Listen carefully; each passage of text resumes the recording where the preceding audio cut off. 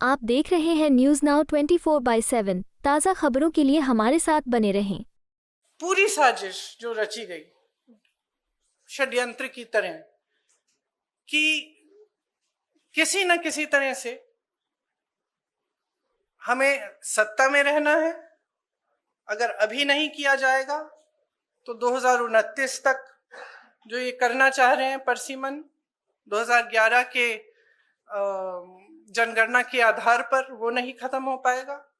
तो ये सब करने के लिए एक तरह से प्लान बनाने के लिए कि परमानेंटली हम सत्ता में कैसे रह सकते हैं। तो ये साफ है कि उन्होंने सोचा चलो पारित हो जाएगा तो जीत, पारित नहीं होगा तो हम हर नेता के सामने बाकी पार्टियों को महिला विरोधी कहकर महिलाओं के मसीहा बन जाएंगे। तो आप महिला हैं, हम जानती हैं कि महिलाओं का मसीहा बनना इतना आसान नहीं है। ये बहुत स्पष्ट है कि ये महिला आरक्षण बिल की बात नहीं थी, ये परसिमन की बात थी। और परसिमन इनको इस आधार पर करना था जिसमें इन्हें जाति के आंकड़े नहीं देखने की जरूरत होती और अपनी मनमानी करने की पूरी स्वतंत्रता मिलती। आप सबने, देश ने देखा कि जब विपक्ष एकजुट हो जाता है तो किस तरह से इनको हराया जाता है।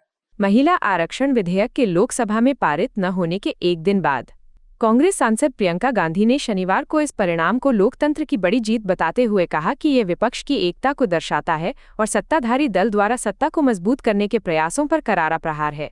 एक प्रेस कॉन्फ्रेंस को संबोधित करते हुए गांधी ने कहा कि ये घटनाक्रम संविधान और लोकतांत्रिक प्रक्रियाओं की जीत है। उन्होंने ये भी कहा कि ये संघीय ढांचे को कमजोर करने के प्रयासों के प्रति प्रतिरोध का संकेत है। उन्होंने आरोप लगाया कि सरकार का इस विधेयक को पारित कराने के पीछे राजनीतिक मकसद था और इसे सत्ता में बने रहने की साजिश बताया। उन्होंने दावा किया कि सत्ताधारी दल ने विधेयक के पारित होने या न होने की परवाह किए बिना माहौल को अपने पक्ष में मोड़ने का प्रयास किया था। उन्होंने कहा उनका मानना था कि अगर ये पारित हो गया तो ये उनकी जीत होगी, अगर ये पारित नहीं हुआ तो भी वे महिलाओं के अधिकारों के लिए लड़ने वाले चैंपियन के रूप में उभरेंगे। उन्होंने आगे कहा कि यह रणनीति महिलाओं के आरक्षण को लेकर जनता की धारणा को नियंत्रित करने के उद्देश्य से बनाई गई थी। इस परिणाम को सत्ताधारी गठबंधन के लिए एक बड़ा झटका बताते हुए उन्होंने कहा ये उनके लिए काला दिन है क्योंकि उन्हें गहरा सदमा लगा है। उन्होंने तर्क दिया कि जनसंपर्क और मीडिया के प्रचार के बावजूद महिलाएं जमीनी हकीकतों से वाकिफ हैं। उन्होंने कहा आज महिलाओं की समस्याएं तेजी से बढ़ रही हैं, संघर्ष भी बढ़ता जा रहा है। महिलाएं मूर्ख नहीं हैं, वे सब कुछ जानती हैं। कल जो हुआ वो लोकतंत्र के लिए एक बहुत बहुत बड़ी जीत रही।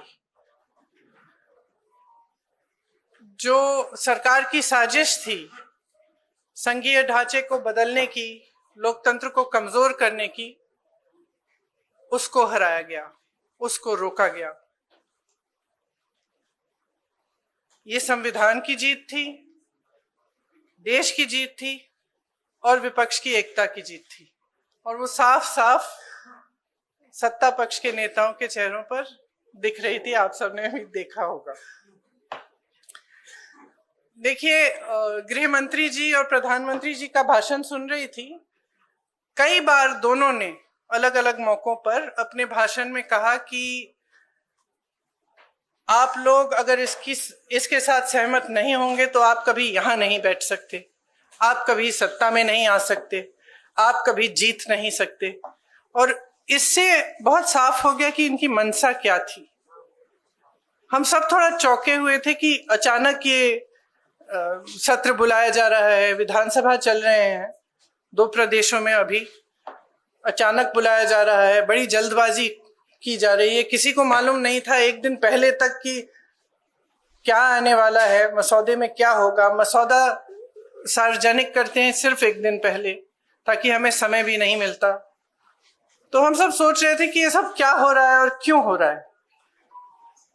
मेरे ख्याल से पूरी साजिश जो रची गई षड्यंत्र की तरह कि किसी न किसी तरह से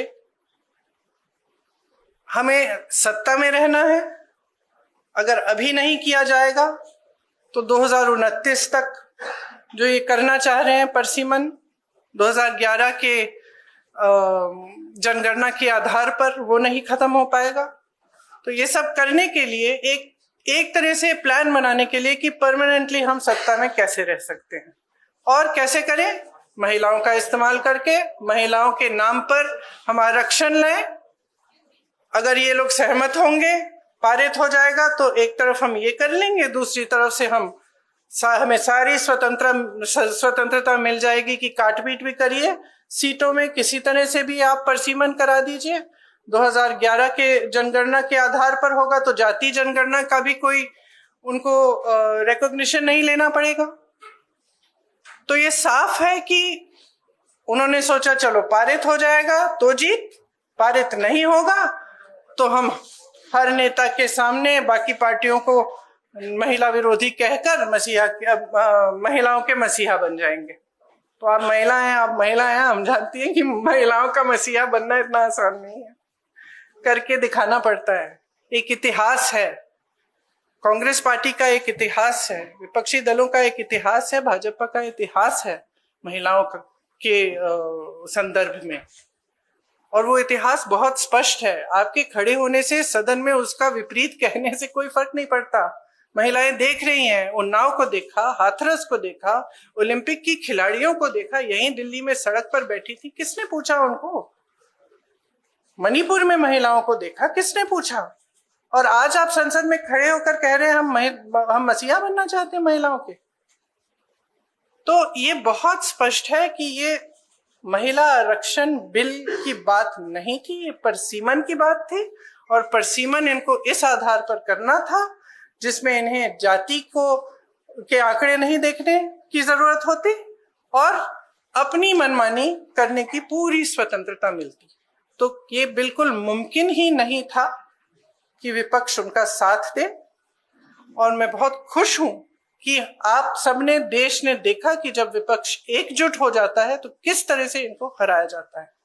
किसी ने मुझे पूछा आते हुए कि ब्लैक डे है, आप ये सरकार कह रहे हैं कि ब्लैक डे है। ब्लैक डे इनके लिए इसलिए है क्योंकि पहली बार इनको धक्का लगा जो लगना चाहिए था। आज की महिलाओं की समस्याएं बहुत ज्यादा बढ़ रही हैं, संघर्ष बढ़ रहा है, बेवकूफ नहीं है महिलाएं, सब कुछ देख रही हैं। वो पीआर, मीडियाबाजी वो अब नहीं चलेगी। कुछ ठोस करना है तो आप 2023 में जो सर्वसहमति से जो विधेयक पास हुआ था, पारित हुआ था, सारे दलों ने उसका समर्थन किया था, उसको लाइए। उसमें अगर कुछ एकाध संशोधन करना है छोटा ताकि वो अभी लागू हो सकता है, करिए, और उसको अभी लागू करिए। महिलाओं को हक दीजिए, अभी दीजिए, लेकिन उसको आप घुमाकर और दूसरी चीजों के साथ उसको अटैच करके आप गुमराह करने की कोशिश मत करिए। सीधी सी बात है, इसको अभी करिए, हम सब तैयार हैं। आपको यह वीडियो पसंद आया हो तो इसे लाइक करें, हमारे चैनल को सब्सक्राइब करें।